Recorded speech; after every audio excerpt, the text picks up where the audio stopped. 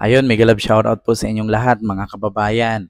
Kumusta po kayo? Kung saan man po kayo ngayon, mag-iingat po kayo palagi. So ngayon po mga kababayan, meron po tayong panibagong reaksyonan patungkol nga dito sa post ng People's Tonight. Ayan, nasa gilid ng ating screen. Ayan po, tinuturo ko na pinuna nga ni Vice President Sara Duterte itong ginawang programa ng TRICOM ng Kamara or ng Congress na kung saan meron kasing programa itong Congress na tinatawag nilang Tri-Committee Hearing na kung saan pinapatawag doon yung mga fake news na vlogger. So ngayon mga kababayan, parang kinakampihan pa ni Sara itong mga fake news na vlogger. Parang kinukonsinti pa niya sa kanyang naturang statement. Oh, wait lang.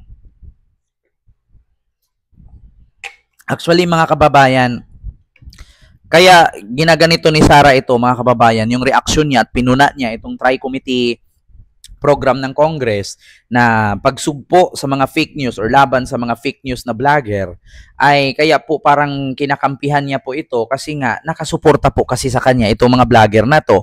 At kadalasan po kasi sa mga fake news na sinasabi nating vlogger ay yung mga supporter niya na tinatawag nilang DDS. No? Yung mga DDS vlogger po. So ano bang ibig sabihin ng DDS vlogger? Yan po yung mga fake news peddler. Na kung saan ay pinatawag ito sa TRICOM at na-contempt nga ito. So ibig sabihin na contempt parang makukulong nga, pamansamantalang pagkakulong, no? Nakasuhan, no? Kasi mga fake news nga. So ito na nga mga kababayan. According dito sa People's Tonight News, nakita nyo naman sa gilid meron po kasi yung isang article at saka yan kasi caption lang yan. So dito sa article basahin ko.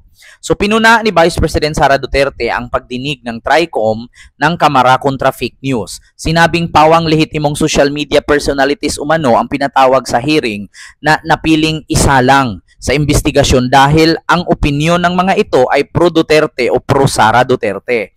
So, yun nga ang komento ni Sara at pinuna niya. Alam nga naman kasi, ito bago ko ipagpatuloy mga kababayan, bigyan ko lang po ng aking sariling opinion. Hindi naman po kasi pwede, Vice President Sara, na kami lahat mga vlogger, ipatawag doon, mapupuno po ang Congress. Pangalawa, kung pagbabasihan mo po at ikukumpara mo ako at yung mga vlogger na nakasuporta sa'yo, kung sino fake news, mas halata po talagang fake news yung mga vlogger mo na nakasuporta sa'yo. Actually, masasabi kong vlogger mo kasi minimit mo yan eh. Kami nga, hindi kami minimit ni PBBM. Hindi ko nga nakita si PBBM personal eh. Pero ikaw, may picture ka pa, kasama mo yan sila. Meron yan. Kumakain pa nga kayo. Ikaw pa nga naghawak ng cellphone, kaselfie mo pa nga. So ngayon, mga kababayan, pinuna nga ni Sara kung bakit parang pili nga lang daw ang isinalang sa TRICOM at parang isinalang at nasabing mga fake news vlogger. Na which is totoo naman po talagang fake news at mismong inamin naman po talaga ng mga vlogger na yan na nakasuporta kay Sara na fake news sila. Ayan pa nga sa caption, fake news po ako, pro Duterte vloggers, dinipensahan. Anong sabi dito ni Mark Lopez? Sige po, mag-a-apologize po ako. Mali po ako. Sige po, fake news po ako. Yan po ang sabi ni Mark Lopez. Inamin niya na fake news siya. 'Di ba? Hindi naman husgado, hindi naman korte ang Congress na matatakot siya at mapaamin siya. Pwede naman 'yan tanggihan. 'Di ba? Hindi naman 'yan Korte Suprema ang Congress. Tinatanong lang at nililitis lang sila diyan.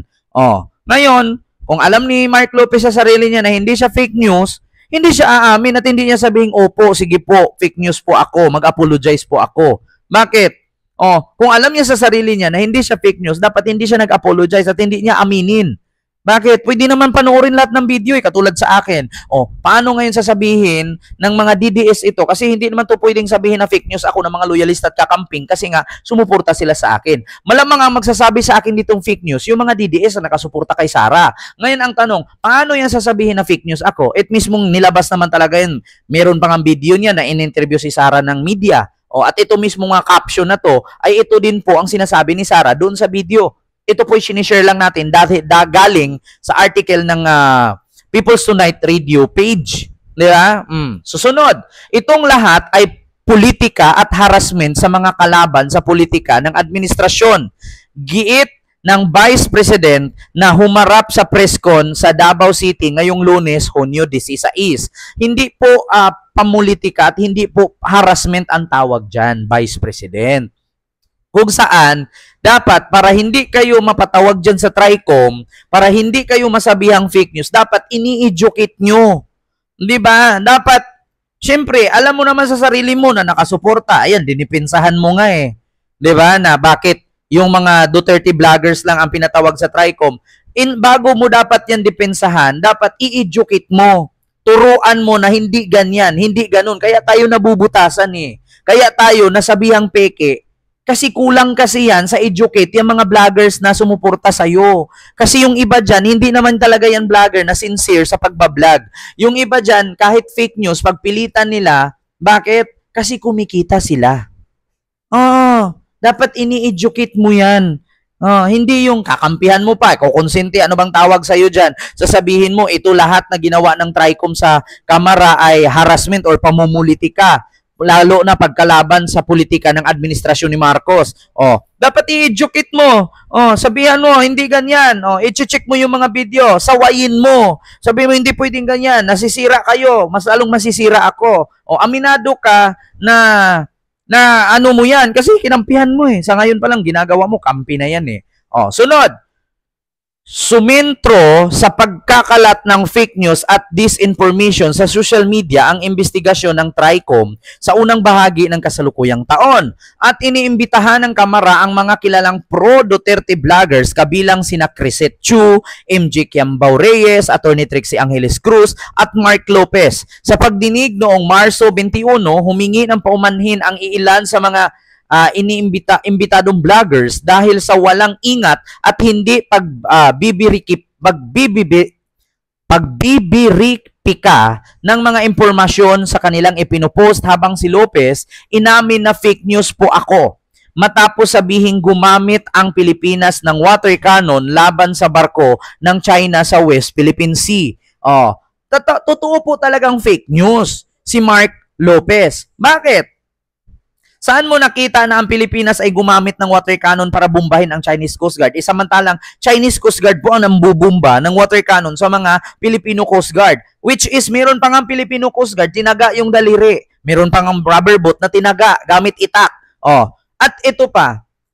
Kung sabihin ni Sara na parang pinipili lang ang pinapapunta sa TRICOM, mismong si Sara nga walang reaction pagdating sa West Philippine Sea.